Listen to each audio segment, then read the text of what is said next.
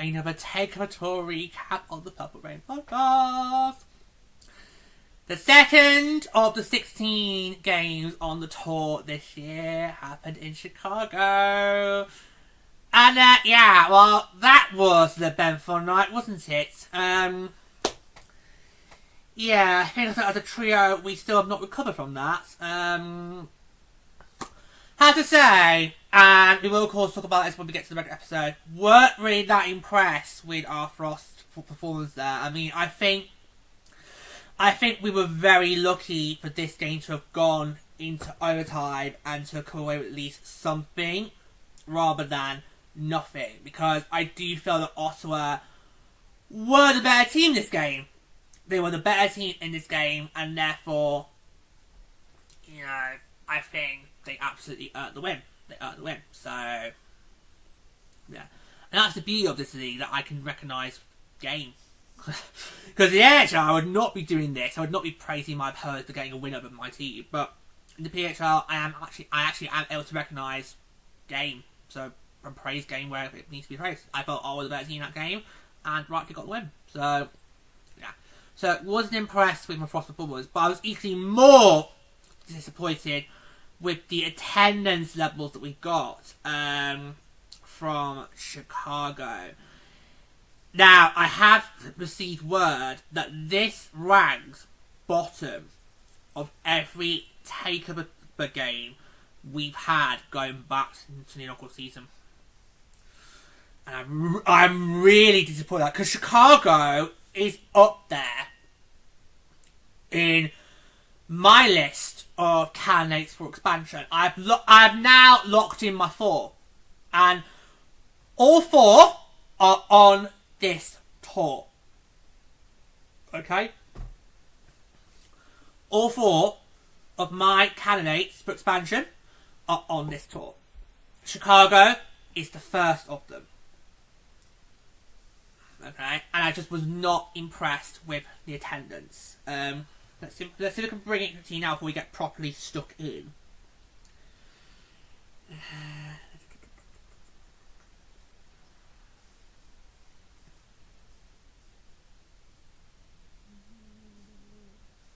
Here we go.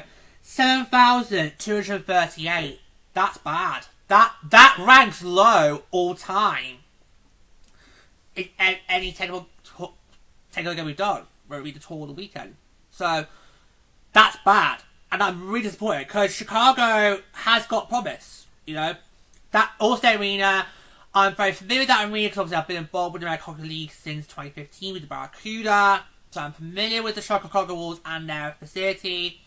It does have the potential to be a potential arena for the PHL one day. There's a practice facility not too far that's just recently opened. You know, Chicago's got so many merits going for it. But the attendance like that I wouldn't be surprised if people would say, don't bother. I wouldn't blame them. Now, technically, you could argue that's a standard attendance you would get across the league on a nightly basis, right? I'm like, well, yeah, but I've always countered over saying, well, if this was in one of the 80s home markets, fine, we would happily take that. Because this is a takeover game in a neutral site venue, that's where I have the problem. Okay? That's where I've got the problem. Now, yes, Chicago does have a second opportunity in March. But Plur also did say when we got the attendance coming through at us, we just basically was just appalled by that. And Plur did say, God, the hard days have been a factor. Because you know, it's December 21st, 4 days before Christmas. Are people less like to go to a hockey game then than they would say in March? I don't know. And Plur saying that has now got me worried for Edmonton and Dallas, because those are the first 2 Takeover Tour games after Christmas. Edmonton's December 27th, that's us taking on the Golden Eyes. And then December 28th, the next day, is the Torrent and the Sirens. So I was thinking, could the holidays be a factor and people are less likely to go to a sporting event than they would normally be, say, other time of the year? Yeah, that is going to be that. So that has now got me worried for the next 2 stops, which will be happening not long after Christmas. So, yeah. So I'm really disappointed by that, because I've been trying to praise Chicago. I actually do think Chicago could be a really good market. So does Lady. So not so much. And I don't think this game helped change his mind about that. So, is it March 25th? Thank you. March 25th, that's when the Torrents and Sirens will come to town. That game has now got more pressure than it did before. Because if we don't see a boost, then I'm not sure how well the league's going to look at Chicago. There's so much potential. Chicago's got so much potential. There's so much going for it. Yeah. Shall we just get into the recap and work another time? Let's just get straight into that, because I could go all night about this, but let's not. Let's just get to the recap of it, shall we? Okay, so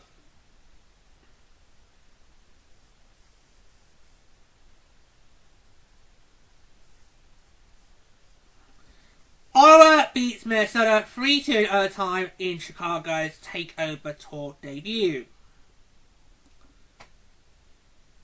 Rookie Sarah Wurzer scored her first career PHL goal in style, securing the overtime winner for the Iowa Charge in a 3-2 triumph over the Minnesota Frost on Sunday afternoon in the PHL Takeover Tour at Allstate Arena. A crowd of 7,238 got their first taste of the PHL in Chicago and were treated to a thriller between the 2025 PWHL Walter Cup Finals, with the Charge snapping a 4-game losing streak that started with a December 2nd loss against the 2-time defending champion Frost.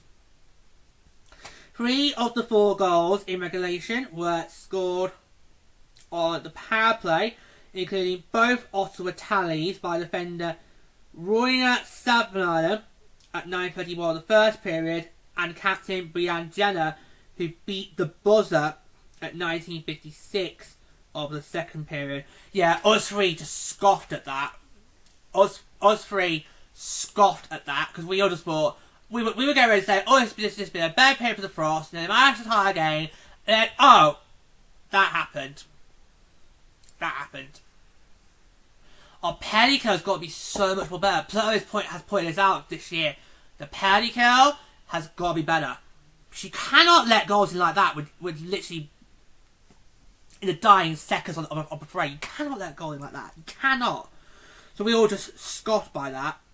And I at that point said, you know what, I'll happily take overtime, because I don't think we're doing well enough to get in on regulation. So I'll happily take overtime.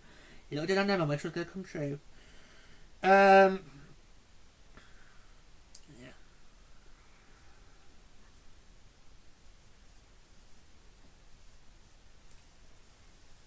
Minnesota battled back twice. First by tying the game on a Britta Carr-Salemi snipe at 10:44 of the middle frame.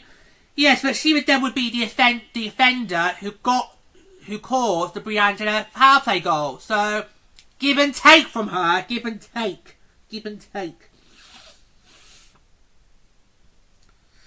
Then at 3:56 of the third period, when defender May Bapperson scored her first career goal with the player advantage, Griffiths picked up her second win of the season with a career-high 41 saves, with Nicole Hensley suffering her first loss of the season with 22 saves.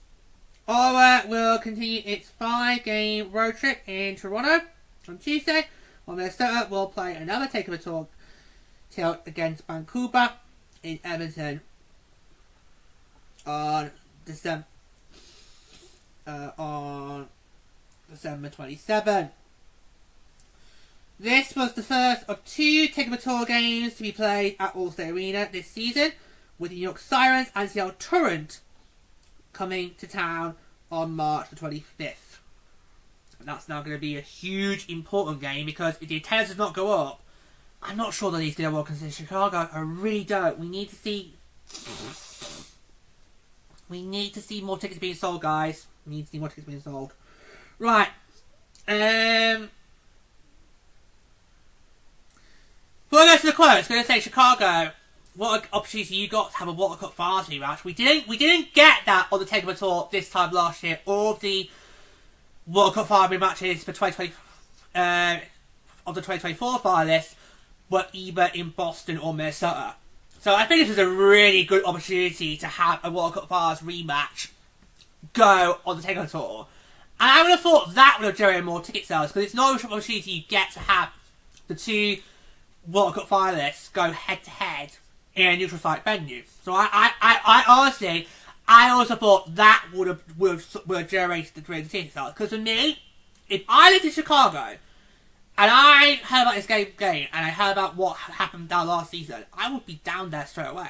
You would just straight away. You would just take the money. You know, would be down there straight away.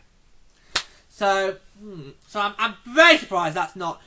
Because Allstate Arena can hold about 16,000. It's one of the biggest venues in the AHL. So it can hold a decent crowd. So I didn't have worries about that. But the fact that these ticket sales were not... I thought ticket sales were doing quite well, because they opened up the upper levels. There was a lot of grey when you looked at the map, at the seat map on Ticketmaster. I thought tickets were selling quite well. Clearly not. Yeah, but what a treat you guys got to see in our championship jerseys. Which really is just this, but with a World Cup champion patch on. That's what it is, I'm afraid. Yeah. We've actually done a burst on that, by the way, so you can go check it out if you want to. Yeah, so... Yeah, and this game got feisty. There was no love lost between these 2 sides. And I think the rivalry has now been cemented. I know we've been struggling to think of who we could say our rivals are, but I think the rivalries between Ottawa, Toronto, and Boston are now cemented. Those 3 teams are who I would say are our 3 biggest rivals. Okay? That's no offense to Montreal and New York. And of course, obviously, Vancouver and Seattle, you're still new to the league. And of course, at how recording this episode, we've not seen Vancouver yet. But I feel like the Fleet, Charge Scepters, I think they're our 3 biggest rivals. Just saying. And these Perth meetings will do that. So, let's move on. We're going to go to the quotes now. Let's see which team we're going to start with first. Is it going to be Ottawa? Is it going to be us? Let's see. Who are we starting with? Okay, we'll start with Ottawa. So, first up, we're going to hear from Ottawa rookie Sarah Woosness on her first PHL goal, being a game winner in overtime. Here's what she had to say. It's awesome. I still can't believe the puck went in. It was also great to see so many Wisconsin fans in the stands here, being so close to the university. Wisconsin is actually where she has played in, and I would love Wisconsin to get a Takeover Tour game. Wisconsin is up there, along with Cleveland for non-NHL markets that I would consider for expansion. So I'd love Wisconsin to get one. Maybe next year. We'll see. And now we're going to hear from charge forward Taylor House on bringing women's hockey to her hometown of Chicago. Here's what I had to say.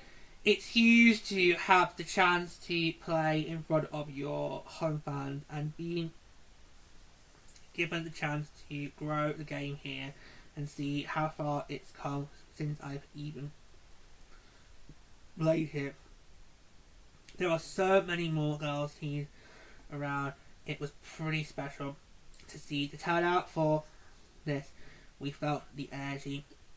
The lower ball was fully packed. Chicago was excited for the hockey, and it showed today. Okay, and speaking of eliminated, we're now going on to our quotes, and we've got first up our captain, Kendall Coyne-Schofield, on the impact of today's game. Here's what I had to say. I thought about today and what it would have meant if I had the opportunity to come here as an 8, 9, 10-year-old little girl to see this and dream about it. How special it was today to see the arena filled with boys and girls, knowing that they now will have that same dream to grow up and be a professional hockey player. If they're good enough to do so, and they can do so. Obviously, not the result we wanted, but at the end of the day, I think it was a win for the sport. It's a win for society.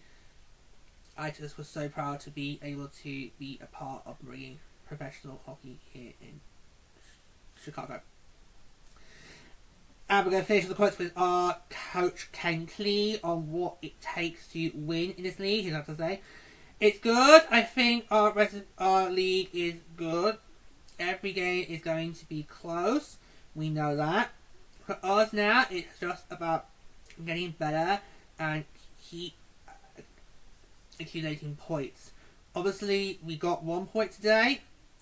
Not as many as we would like, but we still got a point, so we just need to take that and keep going with it. We know at the end of the day, every point matters. It's mattered the last 2 years as we were tied with multiple teams for that last playoff spot. So for us, it's just about getting better. Yeah, I think Ken Klee's just sort of brilliant there, because in this league, however you can get points, it's so important, because when you have this 3-point system, and when you have right now only 4 teams making the playoffs, every single point you can get matters. But also the tiebreakers are also what you also need to think about as well, because we saw last year that it came out as that tiebreaker until the regulation wins. We had one more than Boston. That's how we managed to slide in. Yeah, and we've heard already so far by Bears, the broadcasting teams, that there's not that much margin of error this year, because only half of the league is going to go to the playoffs. Half of the league is going to miss out. So, despite 2 more teams into the league, I know David Cornell's going to say plenty of times, despite 2 more teams in the league, still not that much margin of error, because only 4 are going to go to the playoffs. Yeah, so however we can get points, because that's what Montreal was able to do in that local season. They were able to find ways to take games in overtime and get those points that they need to then, cement a playoff spot. And we saw Boston do that last season in January. When it got to January, that was when Boston sort of turned the screw, and they found ways to get points. Just unfortunately, the regulation wins weren't stacking up. And if they had stacked up, that would have then made it impossible for us to have somehow got in, even if the rest of the league played the way it did. So yeah, so it's very important that you find ways to get points. That's something that Ottawa has not been doing.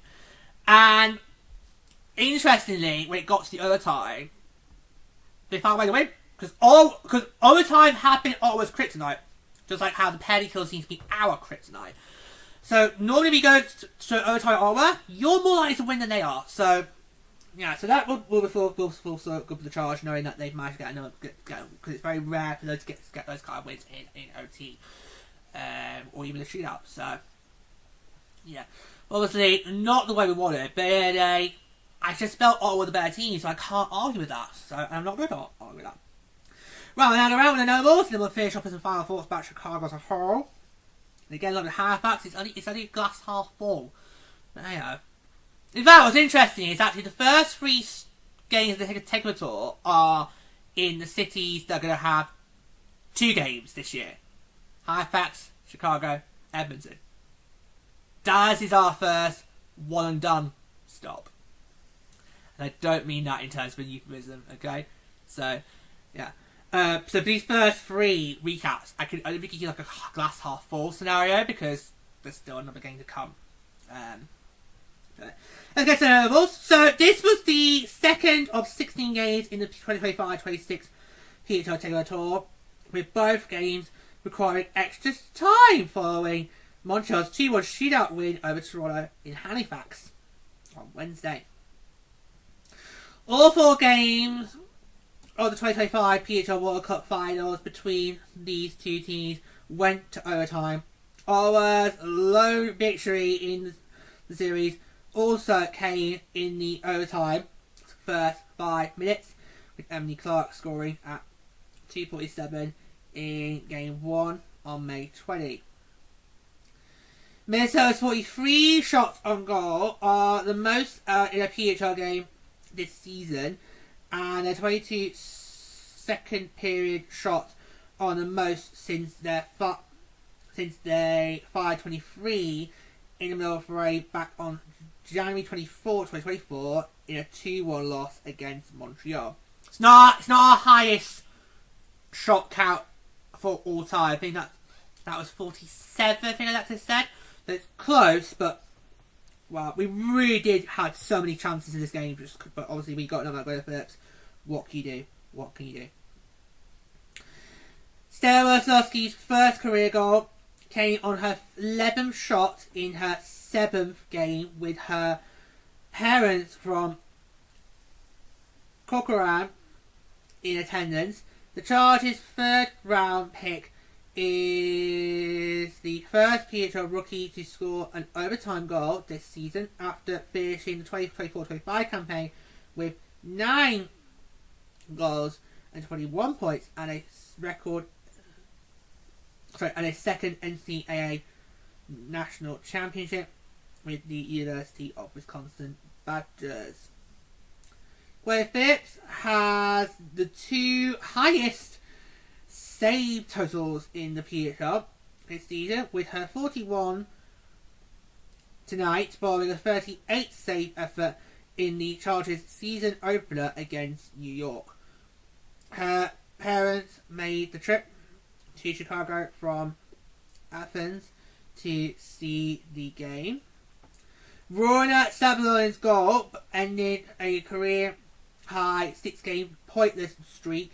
The Finnish defender scored twice last season, including 1 power play marker, and finished 2024-25 ranked 2nd among charged rear guards in points with 11. Oh, that bloody word's back! We saw that quite a few times in these recaps last year, and I don't know what it means. Still what it means. That bloody word is back. I'm not Googling it. Because I want to get through this. Brianne Jenner scored her team leading 3rd goal, and yes, Pluto did think of it. He's lucky that happened towards the end of the period, otherwise Mina would be like, don't say it. Don't say it. But that was her team 3rd goal of the season and 2nd on the power play. The Charge captain leads her team with 6 points in 7 games after recording her 6th point in her 3rd team game last season and her 3rd goal in her 20th game. Brianna Salemi has scored in consecutive games for the first time this season after scoring in games 6 and 7 of her rookie campaign. The Frost forward also recorded 2 assists on December 2nd in Ottawa after scoring twice against the Charge in Game 2 of the PWHL Walter Cup Finals. Yes, but can I also put out this notable, if she had not took that penalty, then we might not have had her goal to overtime. I'm just saying! I really don't know what to make of it. I really don't. She has her moments, she really does. May Bapperson scored her first career PHL goal and added an assist to her first career multi-point performance. The Frost defender also has her first career point streak, 1 goal, 2 assists, and has matched her 24-25 points total, 3 assists, produced in 25 games as a rookie last season. Kelly Paddock has 3 points in her last 2 games, 1 goal, 2 assists, after recording her 3rd multi-point game of the season and 2nd multi-assist effort against Ottawa with 8 points, 1 free goal, 5 assists. The Frost Ultimate Captain is tied with Salemi atop the league and halfway to matching her career high of 16 points. That's 4 goals, 12 assists in 24 games during the inaugural season. Kendall Cooper has her first point streak in the PHL with the Frost's 6th overall pick, contributing an assist tonight after recording 2 on Friday night against Boston. Katerina Marazova and Jocelyn The Rock notched their first points of the season on Seven Lions goal. Both players had just 1 power play assist last season and finished the campaign with 7 points apiece. The Czech forward had 3 goals and 4 assists in 14 games, while the Canadian defender had 7 assists in 30 games. Rebecca Leslie recorded her 3rd assist of the season and has points in consecutive games, 1 goal, 1 assist, for the first time in 2 seasons as a member of the Charge. The Ottawa native had consecutive 2-point games on January 17 and 2024 while playing with Toronto. Roy Gilday picked up her 4th assist of the season and has points in consecutive games, 2 assists, for the 2nd time in her career. The Chargers' 5th overall pick ended the game as the league's top scoring rookie with 6 points in 7 games. And can I also say, she's one of my early picks for Rookie of the Year, along with Boston's Haley Wynn and Abby Newark. I think those 3 for me right now, they could be our nominees. But I think Gilda for me right now, it's hard to know my early nominee would be, but we'll see how that goes. That category could be wide open this year. Just saying, that could be a wide open category this year. Anyway, we'll carry on. Tayson Hemp picked up her 2nd assist of the season on the overtime winner, giving the Charge 4th round pick 2 points in her last 3 games. She finished the game as one of just 7 rookies with multiple assists so far this season. Nicole Hensley's career best 3-game winning streak came to an end tonight, despite facing a season low 25 shots against. Her 2nd of 3 wins this season came against Ottawa with a season high 35 saves. Olivia Whalen was in the lineup for her first career PHL game for the Charge and marked the occasion with the traditional helmetless rookie lap to warm-ups. Gabby Hughes returned to the Charge lineup after missing 2 games with an upper body injury and centered a line with Anna Shakira and Manon McMahon.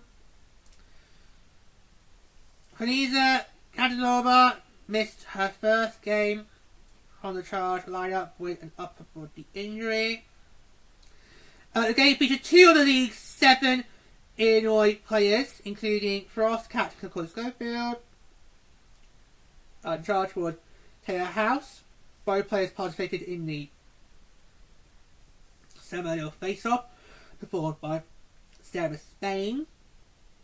So that's twice that we've seen natives take the face-off regardless of the captain or not. That is brilliant. I actually would like to see this trend actually carry on.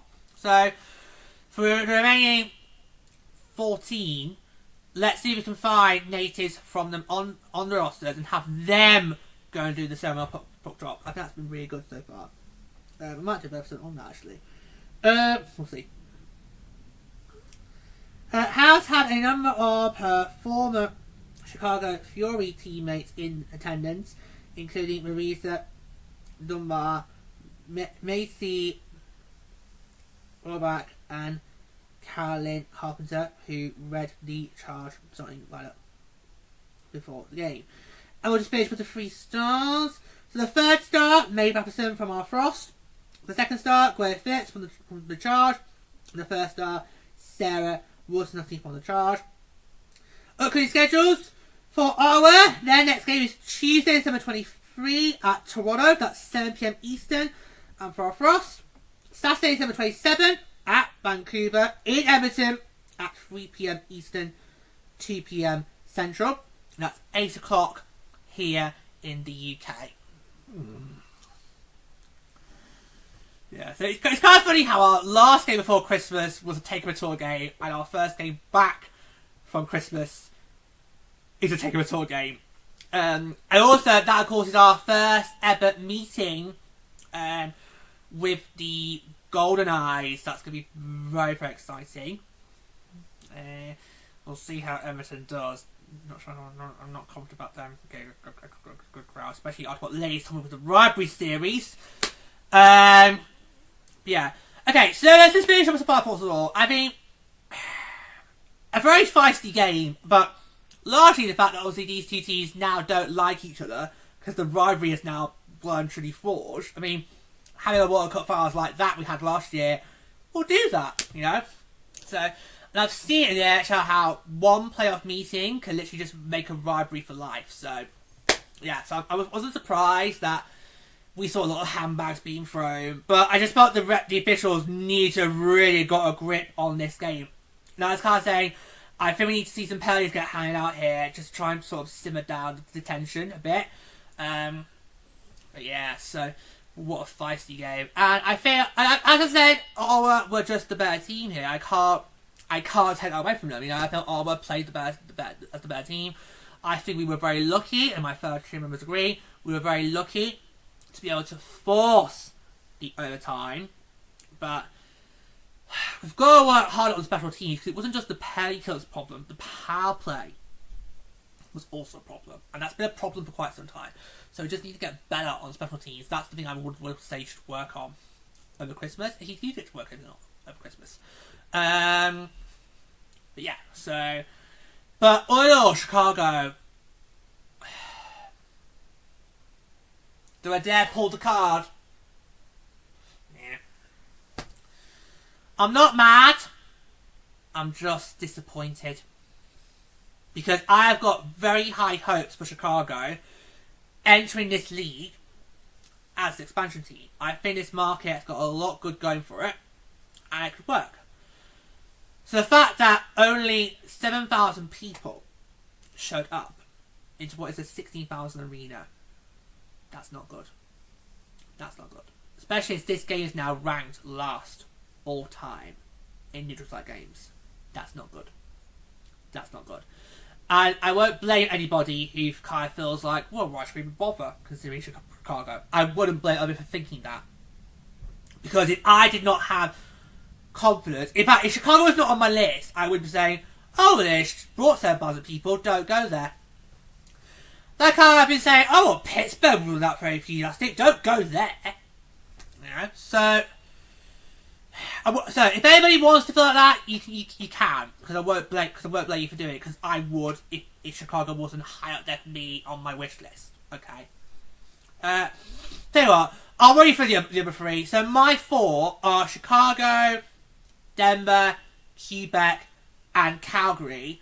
Despite the fact I have been saying that I don't know where Calgary could play, because the Sourdough, that's a no-no, so I don't know where else Calgary could go. But for me, I think Calgary's got a lot of great history with the women's game, particularly with the centralisation years. I could see it working, and Lady also believes Calgary can work too. So, yeah, so those are my 4. So, yeah, so Chicago, you have let me down a bit here, but I really was praising you guys. I thought you could do so well, so I'm very disappointed with that. And it does now put the pressure on the second game, which will be in March, where you have the Turin and the Sirens come to town. That will be a very interesting game, because the crowd at this one, they pretty much were pro us. So it'd be interesting to see in the second game if they want to pick a side. Because you've got a very unlikely matchup here. You've got the Torrent and the Sirens. Although, I think they are now forming their own sort of rivalry here. Because it's going to be two ties this season. They're going to be going against each other on the Takeover Tour.